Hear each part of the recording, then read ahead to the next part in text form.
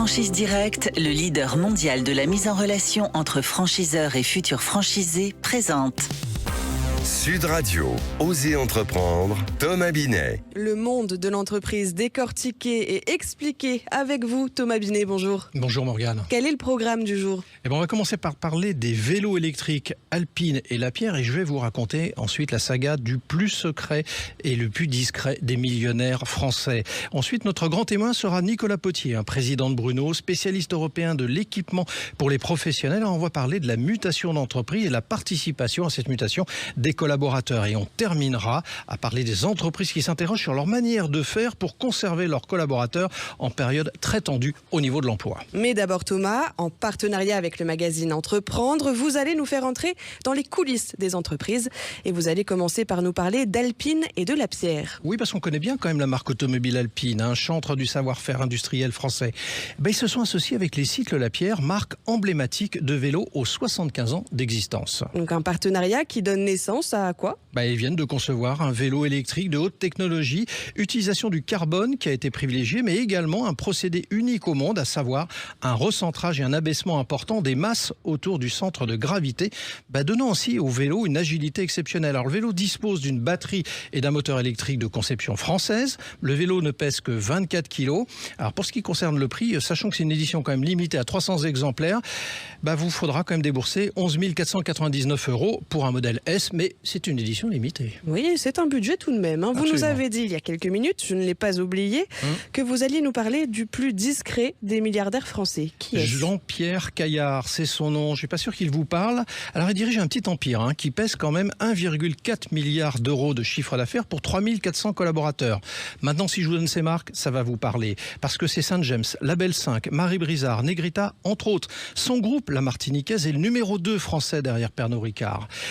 C'est une saga d'entreprise à la française qui est allée à la conquête du monde, présent dans 150 pays et possédant pas moins de 50 sites de production. Alors c'est en 1934 que débute l'histoire de cette entreprise créée par le père de l'actuel président. À son origine, elle faisait de l'importation et de la commercialisation de rhum en provenance des Antilles. À la sortie de la Seconde Guerre mondiale, ils ont élargi leur offre au cognac, Calvados, Porto, mais c'est en 1956 qu'ils lanceront la marque Porto Cruz, devenue emblématique au point de devenir le numéro 1 mondial. Ils ont élargi les horizons et pourtant ils ont carrément changé de stratégie. Oui, parce qu'après 3 décennies, ils ont opté pour une stratégie forte et soutenue d'acquisition et vont racheter de multiples marques de spiritueux. Cette réussite en 2 générations a permis à Jean-Pierre Caillard de se situer à la 27e place du classement des fortunes de Forbes avec une fortune estimée au-dessus des 2 milliards d'euros. Jean-Pierre Caillard, on le connaît maintenant. Place au témoin de la semaine, Thomas. Nous sommes avec Nicolas Potier, président de Bruno, le spécialiste européen de l'équipement pour les professionnels. Et vous allez nous parler tous les deux de transformation d'entreprise. Absolument, Morgane. Alors c'est une belle histoire aussi que celle de l'entreprise Bruno, créée en 1955 par Jean-Marie Bruno, qui commencera à vendre ses produits en démarchant les bureaux parisiens à vélo, initiant ainsi la vente à distance. Alors il dirigera sa société jusqu'en 1996. Pendant 10 ans, c'est le groupe 3 Suisse International qui pilotera l'entreprise jusqu'en 2015. Aujourd'hui, c'est un fonds, mais pas que. C'est également plusieurs centaines de salariés qui composent l'actionnariat. Et c'est sur ce dernier point que nous allons échanger avec vous, Nicolas Potier, qui dirigeait donc Bruno depuis 2010. Bonjour Nicolas Potier. Et bonjour Thomas Binet. Avant toute chose, on va parler quand même de Bruno. C'est quoi comme entreprise ? Vous faites quoi au quotidien ? Alors Bruno, c'est à peu près 1000 collaborateurs, on fait à peu près 500 millions d'euros de chiffre d'affaires, principalement en France, mais aussi en Espagne, en Italie, en Belgique et au Luxembourg. Et ce qu'on fait finalement est assez simple à expliquer. On distribue tout ce qu'il faut pour travailler et puis être bien au travail à l'ensemble des professionnels, quel que soit le type d'entreprise, des très grandes entreprises aux TPE, en passant par les collectivités, les administrations, les associations sportives, les avocats, les médecins, les notaires, enfin voilà, tout type d'entreprise vraiment sur tout le territoire. On est loin du vélo de Jean-Marie Bruno du coup. Alors, du coup, ça a accompagné beaucoup de mutations, tout ça, parce que vous avez su vous y adapter notoirement et aux attentes de vos clients et des marchés donc sur lesquels vous exercez, dont vous venez nous parler. Comment avez-vous fait pour faire changer cette entreprise? Parce qu'on en parle souvent dans Oser entreprendre. Beaucoup d'entrepreneurs aimeraient. Il y a souvent des réticences, sortir de ses zones de confort, tout ça. Comment vous avez fait? C'est-à-dire que nous, on est passé d'une entreprise. D'abord, elle a presque 70 ans, cette entreprise, fondée par Jean-Marie Bruno, comme vous l'avez dit. Et c'était une entreprise fondée sur le catalogue papier, la vente à distance, avec des prises de commandes par téléphone. Et aujourd'hui, on est dans une entreprise d'e-commerce, avec plus de 95% des commandes passées par Internet pour toute cette clientèle. Et on a réussi à beaucoup diversifier notre offre. On a plus de 100 000 produits que l'on vend à tous ces professionnels. Alors on est passé finalement de produits de fourniture classiques et de papier vers du mobilier de bureau, des produits high-tech, des accessoires pour les ordinateurs, des produits d'hygiène, d'entretien, enfin de l'alimentation, de la boisson, toutes sortes de produits qui sont nécessaires dans le monde d'aujourd'hui pour pouvoir travailler. Après toutes les mutations qu'il y a pu y avoir sur notre manière de faire et nos manières de travailler. Alors vous avez beaucoup de collaborateurs, plus de 1000, c'est ça? Oui. Voilà. Et c'est une aventure humaine, du coup, forcément. Comment vous avez fait, justement? Vous avez ouvert une partie de votre capital, vous les avez associés autrement. C'est quoi la stratégie de Bruno? Alors, en fait, c'est deux choses. C'est d'abord d'être très fort sur ses bases. Et ça, c'est les bases qui ont été inculquées à l'époque par Jean-Marie Bruno, qui depuis est décédé en 2018, mais qui a réussi à faire en sorte que cette entreprise soit vraiment fondée sur le service. On est obsédé par le service aux clients chez Bruno. Et on a couplé ça, si vous voulez, à une participation économique de nos salariés au bénéfice de l'entreprise, à sa réussite. Et ça se matérialise de deux manières. D'abord avec une épargne salariale, participation et intéressement, qui peut représenter à peu près un tiers du salaire d'un collaborateur. Et c'est pas négligeable. C'est pas négligeable, c'est même beaucoup. Je connais pas beaucoup d'entreprises où c'est le cas.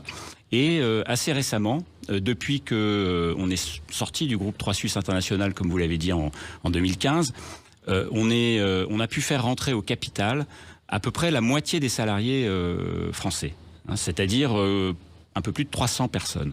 Mais alors, malgré tout, Nicolas Potier, quand on accompagne cette mutation, faut embarquer tout le monde quand même sur le navire.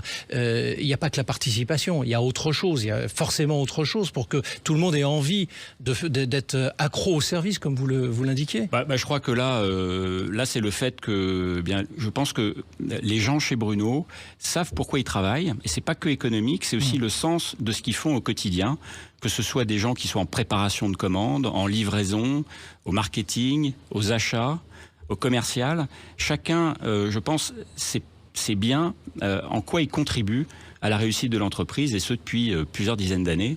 Et donc je crois que ça c'est fondamental. On va parler dans quelques instants justement du rapport au travail dans la chronique d'après, mais vous avez mis le télétravail par exemple chez vous en place? Absolument, oui. Depuis le Covid, on a un accord qui permet à nos collaborateurs de faire 2 jours de télétravail par semaine maximum. Je dis maximum parce que je pense que c'est très important pour qu'on puisse constituer cette communauté de travail et d'ambition et d'objectifs, que les gens puissent se retrouver sur notre site principal qui est au sud de Paris, dans l'Essonne. Nicolas Potier, comment on fait pour réussir à fidéliser 500 000 clients? Parce que c'est bien ça votre portefeuille, c'est 500 000 clients. Comment on fait? Alors, on le fait de plusieurs manières. D'abord, en assurant un service vraiment impeccable. On livre 100 000 produits en 24 heures sur tout le territoire. Donc, c'est une performance. Oui. Et on le fait de manière très, très fiable. Je crois que ça, c'est le point numéro 1. C'est la fiabilité du service. Et puis, on récompense aussi beaucoup nos clients avec des remises, avec des avantages qu'ils peuvent cumuler, des points qu'ils peuvent gagner sur leur carte de fidélité. Et on essaie d'animer ça de la manière la plus sympathique possible pour tous ces clients, encore une fois de toute taille et de tous horizons. On vous recevra pour parler conquête un autre jour sur une autre émission d'Oser entreprendre. Merci à vous Nicolas Potier. Merci Nicolas Potier. Je rappelle que vous êtes le président de Bruno. On l'a entendu, le spécialiste européen de l'équipement pour professionnels. Bruno, le spécialiste des fournitures et de l'équipement pour les professionnels, présente Sud Radio, Oser entreprendre, Thomas Binet. Thomas, vous allez nous parler des sociétés qui s'interrogent sur la manière de faire, la manière de conserver ses collaborateurs. Oui, parce que depuis la crise Covid, Morgane, le rapport au travail a changé profondément. Dans la jeune génération, celle des 18 à 24 ans, 50%, quand même écoutez bien, 50% sont prêts à démissionner si on leur impose un retour au présentiel. On en parlait à l'instant avec Nicolas Potier, si vous leur mettez évidemment un retour au présentiel à 100%.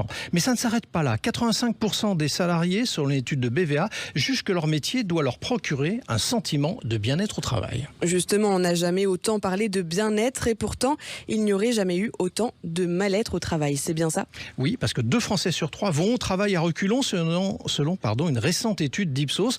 Donc je réponds clairement à votre question, oui. Il faut faire attention à tout ça. Les collaborateurs ne veulent plus perdre leur vie à la gagner. Cela entraîne une modification d'organisation au niveau des employeurs. Est-ce qu'il suffit de mettre des moyens récréatifs et ludiques à disposition des collaborateurs, comme on en a souvent parlé et fait dans les entreprises, l'effet baby-foot?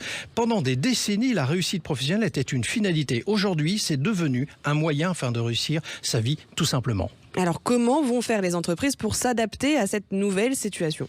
Pour certaines avec difficulté, d'autres avec agilité. Ce que les collaborateurs veulent, c'est très simple, mais il faut savoir l'entendre. C'est de la reconnaissance, de l'autonomie, du sens au travail et une rémunération au niveau. On le voit actuellement avec les agriculteurs. Ils attendent de leur manager un management de proximité à base d'échanges constructifs et une communication beaucoup plus fluide et humaine. Car échanger, ce n'est pas se confronter, voire s'opposer. Se réinventer et repenser collectivement son organisation permet aux collaborateurs de devenir coproducteurs dans la démarche et donc aussi acteurs de leur situation. Cela définit avec précision la place de chacun dans l'entreprise. Et votre mot de la fin, Thomas Binet ? Pour conclure, on peut rappeler que même si nous parlons beaucoup de l'intelligence artificielle, l'homme reste au cœur et le poumon de chaque entreprise. Gageons que nos politiques ne l'oublient pas à travers leurs décisions à venir. Merci beaucoup, Thomas. Sud Radio, Osez entreprendre, Thomas Binet. Avec Franchise Direct, le leader mondial de la mise en relation entre franchiseurs et futurs franchisés.